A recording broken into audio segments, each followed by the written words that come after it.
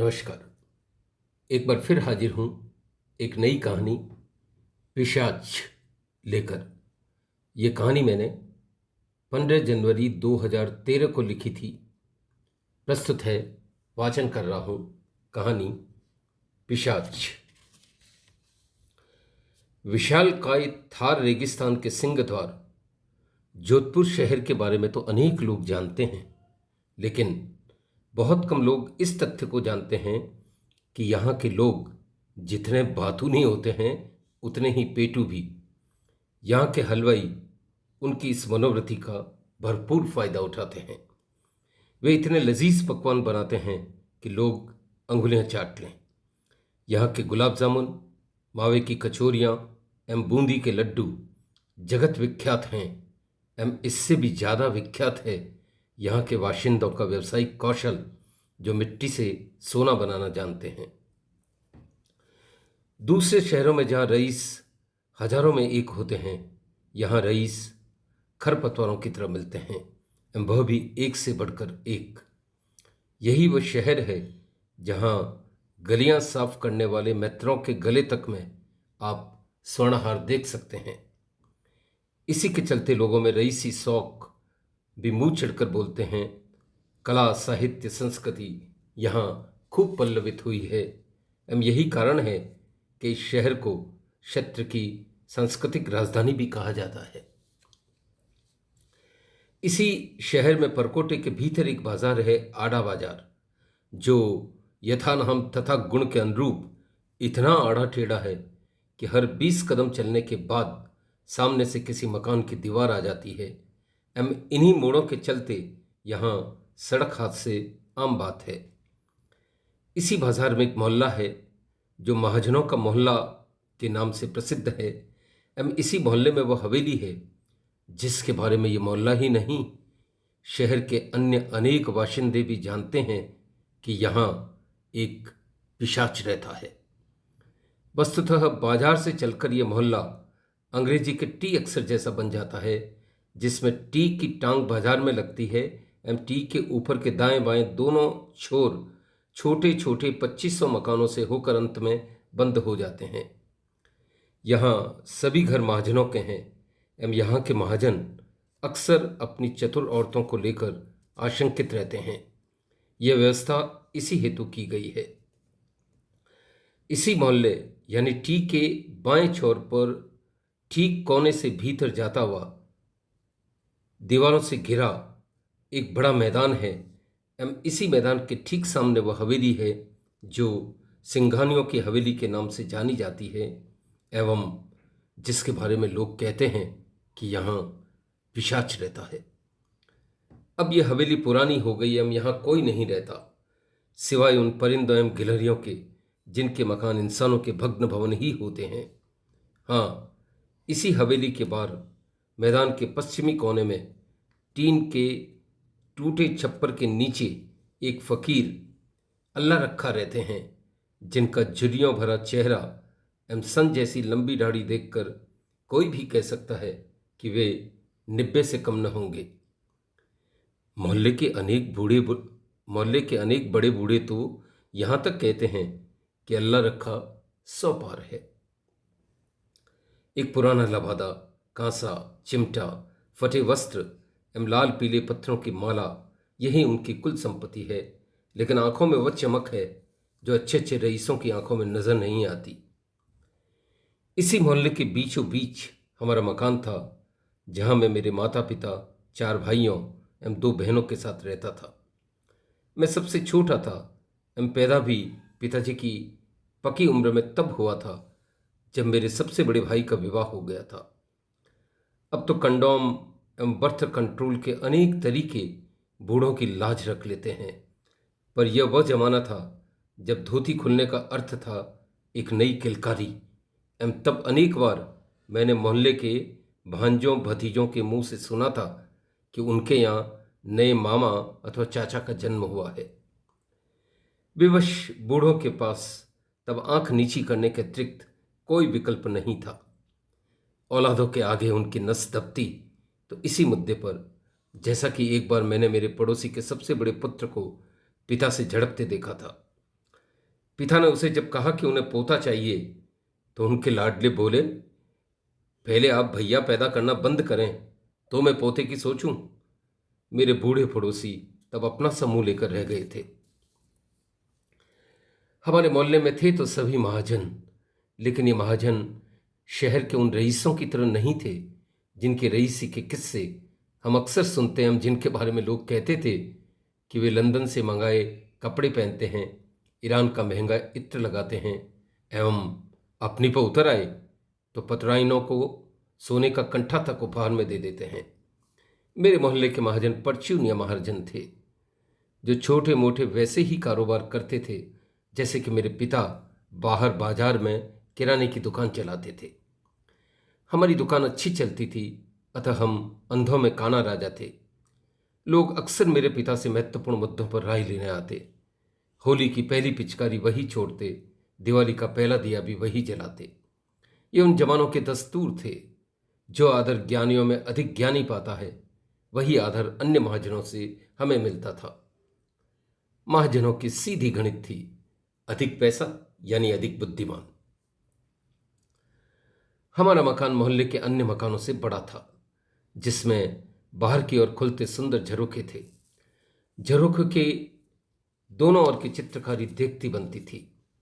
इन झरोखों से लटकते कंगूरे मकान की शोभा में चार चांद लगाते। चित्रों के चारों ओर रंग बिरंगे कांच के टुकड़ों की चौकोर पट्टी लगी होती। अब मुझे याद है, इन पट्टियों पर सवेरे सूर्य की किरणें पड़ती तो मकान शीश महल की तरह चमक उठता। हमारा आंगन भी अन्यों के आंगन से बड़ा था, जहां खूबसूरत शीशम के दो बड़े पाट रखे होते। इन पाटों पर मोटे गद्दे, जिन पर सफ़ेद चद्दर लगी होती। गद्दों के पीछे दीवार से सटे दो गोल मशक रखे जाते, जिनके रेशमी कवर पर फूलों की सुंदर कढ़ाई होती। मोहल्ले के अनेक लोग रात्रि भोजन के पश्चात पिताजी से मिलने आते तो इन्हीं पाटों पर बैठकर गपियाते। भरे पेट बातें भी रसभरी होती। अनेक बार गंभीर मुद्दों पर भी मनन होता। इन्हीं मुद्दों में कभी कभी पिशाच वाली हवेली का मुद्दा भी छिड़ जाता। हवेली का जिक्र आते ही महाजनों को सांप सूंघ जाता। न जाने कितने किस्से, कितनी किंवदंतियां, कितनी मनगढ़ंत बातें इस हवेली को लेकर प्रचलित थीं। जितने मुंह उतनी बातें। लोग सोते तब भी हवेली के किस्से जागते।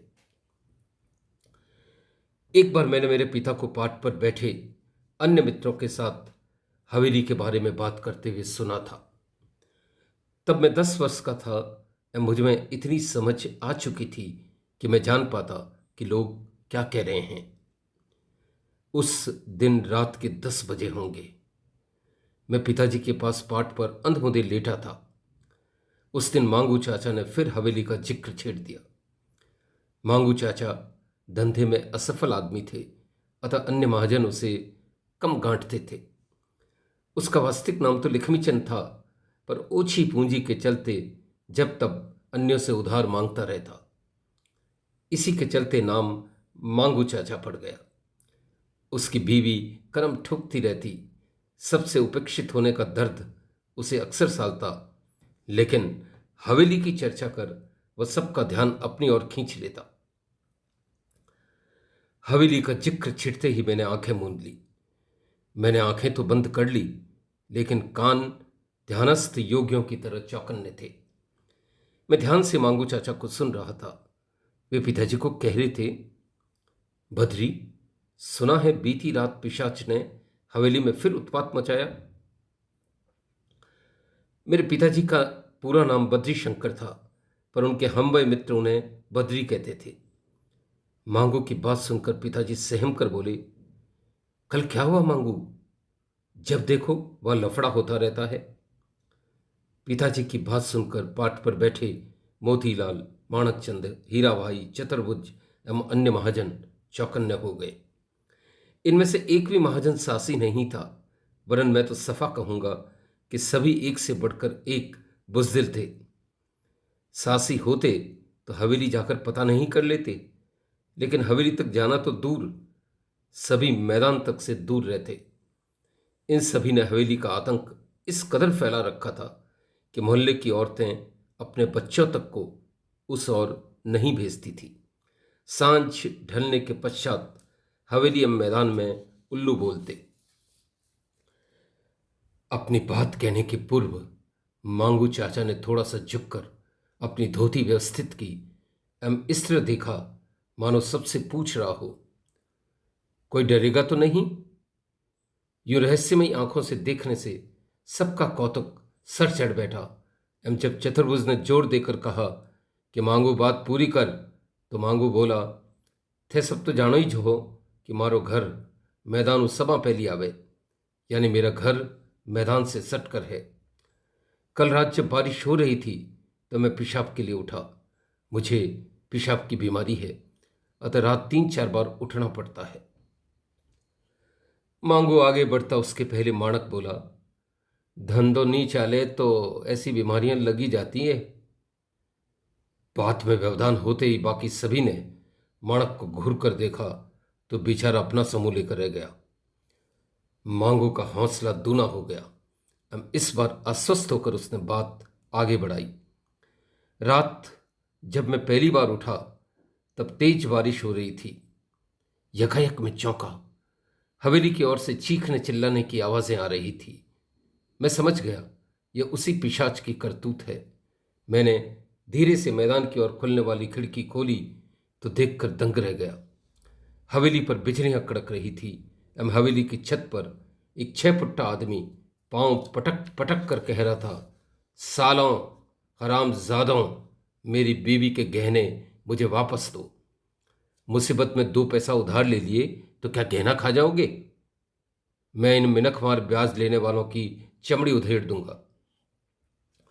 पिशाच इतना कहकर अट्टहास करने लगा। उसकी चमकती हुई आंखें एवं तीखे दांत देखकर मैं डर गया। माणक, मैं तुझे क्या बताऊं, उसके नाखून 1 फीट लंबे थे। पेट पर रखें तो अंतड़ियां बाहर आ जाए। माणक को काटो तो खून नहीं। पिछले माह ही माणक ने मांगू को 5 रुपये सैकड़ा पर रकम दी थी, वह भी गहने रखकर। परचूनिया में कौन किसका सगा है? दूसरों से धंधा नहीं मिले तब अपनों को खाते हैं। यहां तो रकम पहले रिश्ता बाद में वाला नाता चलता है। पिशाच का डर माणक के सर चढ़ बैठा। उसकी रूह कांप गई। डरते डरते बोला, मांगू, मुझे नहीं चाहिए मेरी रकम पर ब्याज। अड़ान पर रखे गहने भी ले जाना। जीऊंगो तो फिर कमा लूंगो। यह पिशाच तो प्राण पी गयो। उस दिन अपनी वाणी का ऐसा प्रभाव देख मांगू के आंखों की चमक बढ़ गई। अब तक 12 बज चुके थे। हम सभी जानते थे कि यह समय बात बढ़ाने का नहीं है। सभी एक एक कर पाट से उठे एवं अपने अपने घरों की राह ली। रात पिताजी मां से कह रहे थे, ये पिशाच किसी ऐसे भटके हुए महाजन की आत्मा लगती है जिसे मुसीबत में अपनों ने ही मार खाया। दूसरे दिन मां ने अपनी सखियों को एवं मैंने मेरे बाल मित्रों को यह बात चटकारा लेकर सुनाई। मां ने सखियों का एवं मैंने अपने मित्रों का ध्यान उसी एकाग्रता से खींचे रखा जैसा मांगू ने पिताजी एवं अन्यों के संग किया था। कुछ समय पश्चात यह घटना भी पुरानी हुई जब मोहल्ले के एक व्यक्ति ने नई बात कही कि यह पिशाच तो किसी चिर कुंवारी की आत्मा है जो स्त्री सुख के बिना ही मर गया। फिर कुछ दिन बाद किसी ने कहा कि यह ऐसे पुरुष की अतृप्त रूह है जो धन संग्रह नहीं कर पाया। महाजनों में कहावत है कि बनिया दरिद्र मरे तो उसकी रूह चिरकाल तक भटकती है। किसी ने कहा यह ऐसे व्यक्ति की रूह है जिसके बच्चे नहीं हुए, इसीलिए मुक्ति के लिए छटपटा रहा है। एक व्यक्ति एक दिन उड़ती उड़ती खबर लाया कि इसकी बीवी किसी अन्य से प्रेम करती थी, अतः इसने आत्महत्या कर ली। अब वही आत्मा पिशाच बनकर भटक रही है। एक औरत जिसके कोई बच्चा नहीं था एक बार कह रही थी कि हवेली वाला पिशाच वास्तव में बाल पिशाच है जिसकी मौत बचपन में ही हो गई। एक और व्यक्ति यह कहते सुना गया कि यह किसी ऐसे महाजन की रूह है जो अपना रुपया वसूल नहीं कर पाया। अब उसकी रूह वसूली के लिए निकलती है। महाजन मरकर भी देनदार को नहीं छोड़ते।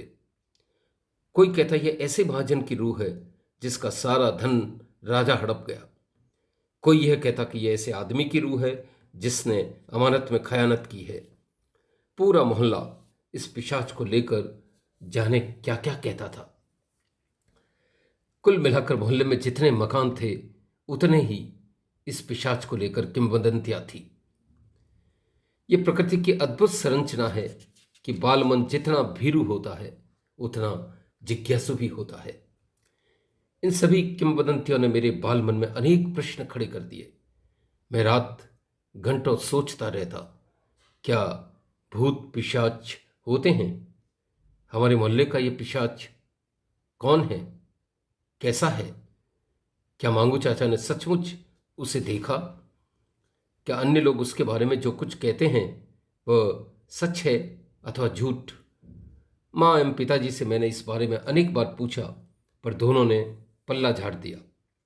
एक बार तो पिताजी चिल्ला पड़े, खबरदार आगे से पिशाच के बारे में पूछा तो। मैं चुप होकर रह गया। अब मैंने उस पिशाच के बारे में जानने की ठान ली। मुझे इस पहेली का ताला खोलना ही था एवं इसकी कुंजी थी फकीर बाबा। दूसरे दिन दोपहर 4 बजे के बाद, जब मोहल्ले के मर्द दुकानों एवं औरतें घरों में व्यस्त थी, मैंने मां से आंख चुराकर कटोरदान से ढेर सारे पराठे बटोरे, एक पुरानी थैली में ठूंसे एवं दबे पांव मैदान में घुस गया। उस दिन वातावरण में उमस थी एवं आसमान पर बादल छाए थे। मेरी जिज्ञासा ने मेरे संकल्प एवं हौसले को इतना दृढ़ कर दिया था कि मैं स्वयं को रोक नहीं पाया। मैंने जब पराठे फकीर बाबा के कांसे में रखे तो वे चौंके। उनका चौंकना वाजिब था। जिधर कोई नहीं आता उधर एक बच्चा क्यों कर चला आया? मैं फकीर बाबा के आगे ऐसे खड़ा हो गया जैसे एक शागिर्द अपने उस्ताद के आगे खड़ा होता है। मैंने जब बताया कि मैं बद्री शंकर जी का बेटा हूं एवं इसी हवेली के पिशाच की कहानी जानने आया हूं, तो वे गंभीर हुए। मेरे माता पिता की सज्जनता एवं उदारता का वह कायल था। माँ पिताजी उसे समय समय पर कपड़े, कंबल, खाना देते रहते थे। मेरा प्रश्न सुनकर वे बोले, जरा ठहर, कल से कुछ नहीं खाया, पेट में चूहे कूद रहे हैं। पहले खाना खा लूं, फिर तुझे इस पिशाच के बारे में बताऊंगा। मैं अकेला ही हूं जो इस पिशाच की सच्ची कहानी जानता हूं, बाकी सब बकवास करते हैं। खाना खाकर उन्होंने पास पड़ी टूटी सुराही से पानी पिया, एक बार पुनः मेरी ओर देखा, अपने गले में पड़ी माला पर धीरे धीरे हाथ फेरते हुए बोले, यह हवेली किसी जमाने में सिंघानिया परिवार की हवेली थी। तब मैं जवान था। इस हवेली में 2 भाई रहते थे। उनका एक दूसरे पर अनन्य प्रेम था। दोनों एक दूसरे पर जान देते थे। दोनों की पत्नियों में भी अटूट स्नेह था। दोनों के एक एक पुत्र था। अच्छी समझ के चलते दोनों में प्रेम की निर्झर धारा बहती थी। यह घर स्वर्ग था। भाइयों की माँ बचपन में चल बसी थी एवं दोनों अपने पिता के प्रति उतनी ही श्रद्धा रखते थे जितना भक्त भगवान के प्रति रखता है। एक बार बड़े भाई को बुखार क्या हुआ, छोटे ने तीमारदारी में दिन रात एक कर दिए। दिन देखा न रात, प्राण नखों में समा गए। बड़ा भाई ठीक हुआ तो छोटे को गले लगा लिया। उसका कंधा थपथपाकर बोला, तेरे जैसे भाई भाग्य से मिलते हैं। दोनों भाइयों को कारोबार बहुत अच्छा तो नहीं, पर इतना भर चल जाता था कि उनके परिवार सुख से पल सके। दोनों भाई मेहनतकश थे एवं उनका शरीर सौष्ठव भी दर्शनीय था। ऐसे ही प्रेमपूर्ण वातावरण में रहते कुछ वर्ष बीत गए। इसी दरमियान उनके पिता का स्वर्गवास हुआ एवं इस बात को भी कुछ वहां बीत गए। बाबा, मैं पिशाच की कहानी सुनने आया हूं, दोनों भाइयों की नहीं। मेरा जिज्ञासु मन अन्य कुछ भी सुनने को तैयार नहीं था। बताता हूं। इस बार उन्होंने अपनी छाती पर हाथ रखा, जिसके नीचे वे 10 पैबंद लगा गहरे काले रंग का चोला पहने थे। अपनी बात बढ़ाते हुए बाबा बोले, कहते हैं इस हवेली के ऊपर वाले कमरे में एक पिशाच रहता था। इसी के चलते घर के बड़े बुजुर्ग कहते आए थे कि छत वाले कमरे में जाना मना है एवं इसी पुश्तैनी आज्ञा के चलते छत पर कोई नहीं जाता था। पिता की मृत्यु के पश्चात दोनों भाइयों को जाने क्या जची कि दोनों छत पर गए, साहस कर दरवाजा खोला एवं देखकर हैरान रह गए कि वहां कोने में लकड़ी की एक पेटी रखी है जिस पर लोहे का पुराना ताला जड़ा था। बड़े भाई ने कमरे में इधर उधर देखा तो कमरे के दाएं कोने में आले के भीतर एक लंबी चाबी दिखी। ये चाबी इसी ताले की थी। ताला खुला तो पेटी में रखा माल देखकर दोनों भाई दंग रह गए। खरे सोने की 50 ईंटें। दोनों की आंखें फटी रह गई। दोनों बाहर आए एवं गुपचुप मंत्रणा कर तय किया कि यह बात गोपनीय रखी जाए। खबर राजा तक पहुंच गई तो राजा धन हड़प सकता है, अतः उचित होगा कि वे औरतों को कुछ न कहें एवं चुपचाप देशाटन पर निकल जाएं। बाहर से इन स्वर्ण ईंटों के बदले मुद्राएं लाकर लोगों को कह देंगे कि वे कमा कर लाए हैं। दोनों भाई देशाटन पर ऊंटों से निकले एवं नगर आते ही अपनी योजना को अंजाम देने वहां एक धर्मशाला में जाकर रुक गए। धर्मशाला में उन्होंने झूठे नामों से प्रविष्टि दर्ज करवाई ताकि भविष्य में यह पता न चल सके कि यहां कौन आया था। दूसरे दिन दोनों भाइयों में तय हुआ कि बड़ा स्वर्ण ईंटों को लेकर बाजार जाए एवं छोटा धर्मशाला में ही रुके ताकि कोई विपत्ति आन पड़े तो वह संभाल सके। योजना अनुसार बड़े भाई ने बाजार जाकर स्वर्ण ईंटों के बदले सहस्त्र मुद्राएं प्राप्त कर ली। प्रसन्न मन वह लौट ही रहा था कि उसके दिमाग में एक अजीब फितूर चढ़ बैठा। क्या ही अच्छा हो कि ये सभी मुद्राएं मेरी हो जाए। छोटा मुझ पर बेहद विश्वास करता है, लेकिन उसके लिए उसे रास्ते से हटाना होगा। इस कुत्सित भाव के आते ही उसने रुककर बाजार से कटार खरीदी। मन ही मन यह सोचते हुए धर्मशाला की ओर बढ़ा कि छोटे को मारकर पिछोड़े नदी में डाल दूंगा। किसे पता चलेगा कि यह कार्य मैंने किया है। इस तरह यह सारी मुद्राएं मेरी हो जाएंगी। इधर छोटे भाई ने भोजन करने के पश्चात बड़े के लिए खाना एक और रखा तो उसके मन में भी विचारों का ऐसा ही खमीर उठा। उसने भी वही सोचा जो बड़े भाई ने सोचा कि एक को रास्ते से हटाकर सारे माल को हड़प लिया जाए। वह बाजार गया, वहां से जहर लाकर बचे खाने में मिला दिया। सोचा बड़े भाई खाना खाते ही लुढ़क जाएंगे और मैं सब कुछ लेकर चंपत हो जाऊंगा। बड़ा भाई धर्मशाला पहुंचा। कमरे में आकर दरवाजा बंद किया एवं इसके पहले कि छोटा कुछ कहता उसने कटार सीने में घोंप दी। छोटा खून से नहा गया। वह चिल्लाता उसके पहले उसका मुंह कपड़े से बंद कर दिया। इस दुष्कृत्य को अंजाम देने के पश्चात उसने वहीं रखा भोजन देखा तो सोचा जाने से पहले क्यों न खाना खा लिया जाए। भरे पेट यात्रा सुगम होगी। खाना खाकर बड़ा भी वहीं ढेर हो गया। नगर के सैनिकों ने लावारिश लाशों को ठिकाने लगाया और मुद्राओं का वारिस न देख सारी संपत्ति राजकोष में जमा कर दी।